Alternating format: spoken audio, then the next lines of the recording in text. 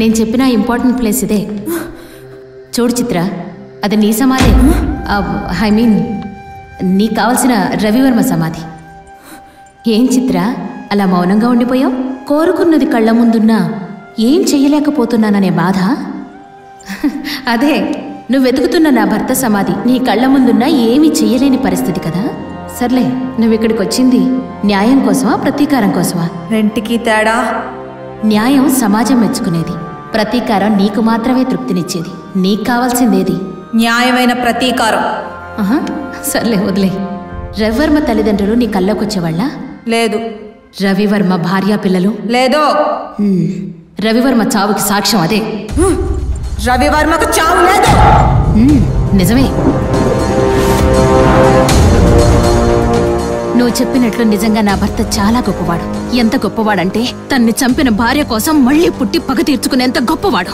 ఇంకా ఎంతసేపు నటిస్తావు రవివర్మ? నటించింది చాలు. నువ్వు నా భర్త మరుజన్మవని తెలుసు. నువ్వు నన్ను చంపడానికే వచ్చావని నువ్వు వచ్చిన రోజే తెలుసు. అయితే అన్ని తెలిసే డ్రామాలు ఆడుతున్నావేంటే? సింపతి కోసమా? నువ్వెన్ని డ్రామాలు ఆడినా నిన్ను చంపకుండా వదలను. నీ మీద పగ తీర్చుకోవడం కోసం నా ప్రాణాలు పణంగా పెట్టాను. ఎన్ని బాధలు భరించుంటాను, ఎన్ని అవమానాలు సహించుంటాను. నిన్ను పట్టుకోవడం కోసం నన్ను నేను వదులుకున్నాను. నేను వేరని నాకు తెలుసు, కానీ ఆ వేరు పేరు రవివర్మని తెలుసుకోవడానికి నాకు 25 ఏళ్ళు పట్టిందే.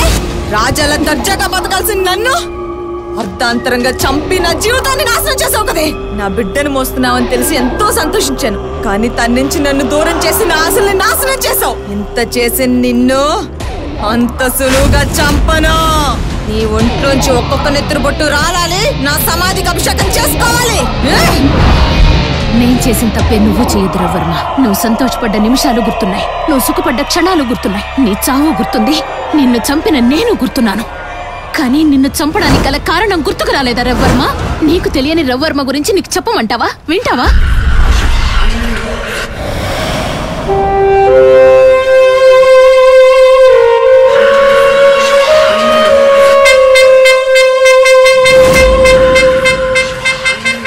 తెలుగు రాష్ట్రం నుంచొచ్చి ఈ దేశంలో గొప్ప వజ్రాల వ్యాపారిగా ఎదిగిన చంద్రప్రతాప్ వర్మ ఏకైక కొడుకు రవివర్మ. పద్మనాభ లేక్ వ్యూ సంస్థానానికి అధిపతి. డబ్బుకి అహంకారానికి నిలువెత్తు రూపం. మానవత్వం అంటే ఏమిటో తెలియని మనిషి. వ్యసనాలకి బానిసవని మనిషి లేడు. అవే వ్యసనాలు ఒక మనిషికి బానిసైతే అతనే రవివర్మ.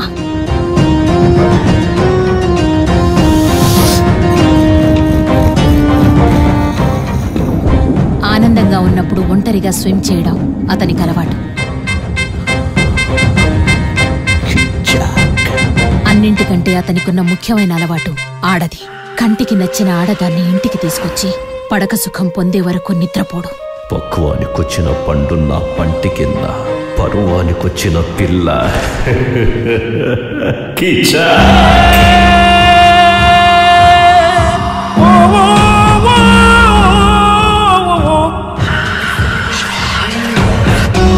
కొడుకెన్ని తప్పులు చేసినా ఒక్కడే కొడుకని ఏమీ అనలేకపోయాడు ప్రతాప్ వర్మ. అనాథలైన నన్ను నా చెల్లెల్ని దూరపు బంధువులన్న పేరుతో ఇండియా నుంచి అమెరికా తెచ్చాడు ప్రతాప్ వర్మ. కానీ మమ్మల్ని తెచ్చింది మా మీద జాలితో కాదు, తన కుటుంబ పరువు కాపాడుకునే ప్రయత్నమని 14 ఏళ్ల వయసులో నాకు తెలిసేది కాదు. ఏంటి నా దగ్గర టెక్కు చూపిస్తున్నావు? బొమ్మలు గీసి మురిసిపోయే రవివర్మని కాదు, బొమ్మలతో ఆడి మురిసిపోయే రవివర్మని. కానీ ఆడదాని పట్ల రవివర్మకున్న నీచమైన భావన చిన్నతనం నుంచే అతనంటే నాకు అసహ్యాన్ని పెంచింది.